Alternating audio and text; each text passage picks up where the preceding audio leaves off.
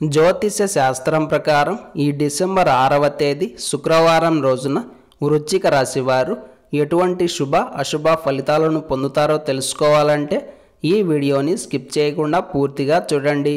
అలాగే తప్పకుండా మా ఛానల్ని సబ్స్క్రైబ్ చేసుకోండి.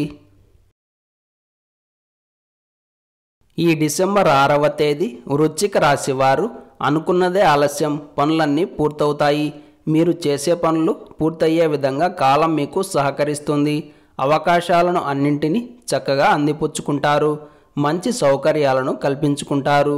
రోజంతా ఉత్సాహంగా ఉంటారు. ఏ పని చేసినా షార్ప్గా చేస్తారు.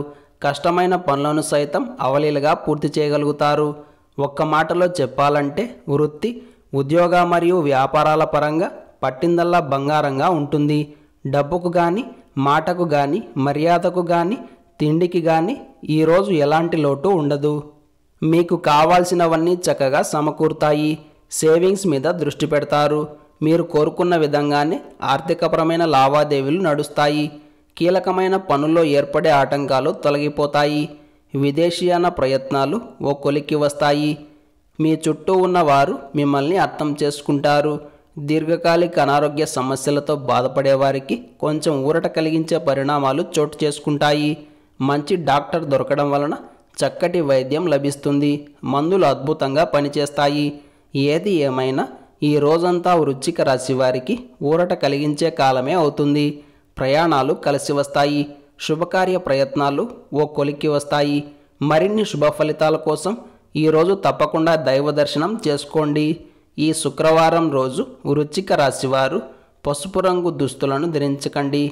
ఆదిత్య హృదయ స్తోత్రాన్ని పారాయణం చేయండి.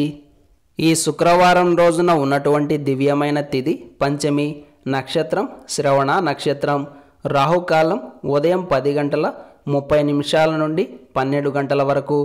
యమగండం మధ్యాహ్నం 3 నుండి 4:30 వరకు. అలాగే ఈ రోజు యొక్క శుభ సమయాలు మధ్యాహ్నం 1:40 నుండి 2:20 వరకు. సూర్యోదయం ఉదయం 6:33. సూర్యాస్తమయం సాయంత్రం 5:41.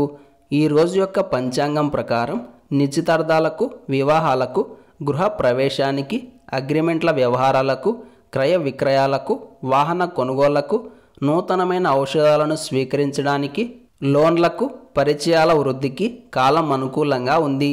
అలాగే ఈ రోజంతా శుభప్రదంగా సాగడానికి, అన్ని పనుల్లో విజయం సాధించడానికి మీ ఇంటికి సమీపంలో ఉండే శ్రీ వెంకటేశ్వర స్వామివారి ఆలయానికి వెళ్ళి లేదా రామాలయానికి వెళ్ళి స్వామికి తులసిమాలను సమర్పించి తీర్థ ప్రసాదాలను స్వీకరించాలి. ఇలా చేసిన తరువాత దినచర్యను ప్రారంభం చేస్తే అంతా శుభమే కలుగుతుంది.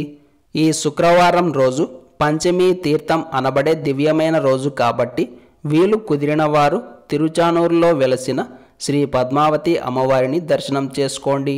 ఈరోజు నాగులను పూజించిన వారికి సర్పదోషాలు తొలగిపోతాయి. అలాగే సర్పభయం కూడా పోతుంది. ఈ శుక్రవారం రోజు ప్రతి ఒక్కరూ ఓం కామధేనువే నమః అనే మంత్రాన్ని పదే పదే జపిస్తూ ఉండాలి. శత్రుబాధలు దూరమయ్యేందుకు, చట్టపరమైన సమస్య నుండి విముక్తి కలిగేందుకు ఈరోజు సాయంత్రం మహాలక్ష్మీదేవిని యథాశక్తిగా పూజించాలి. 2 మట్టి ప్రమిదల్లో దీపాలను వెలిగించి అమ్మవారికి పసుపు, కుంకుమ, అక్షతలు మరియు తామర పువ్వులను సమర్పించండి.